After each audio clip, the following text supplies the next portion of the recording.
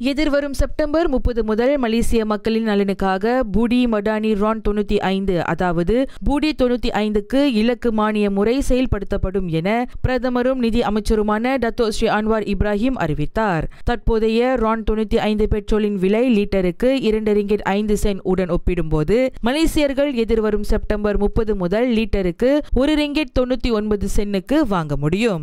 பூடி 95 செயல்படுவதன் வழி கிடைக்கும் சேமிப்பு மக்களின் நலனுக்காக ரஹ்மா ரொக்க பங்களிப்பு மற்றும் ரஹ்மா அடிப்படை பங்களிப்பு திட்டங்கள் மூலம் மறுபகிர்வு செய்யப்படும். மேலும் ஓட்டுநர் உரிமம் உள்ள 16 வயது மற்றும் அதற்கும் மேற்பட்ட 16 மில்லியன் மலேசிய குடிமக்களுக்கு பூடி 95 உதவி வழங்கப்படும்.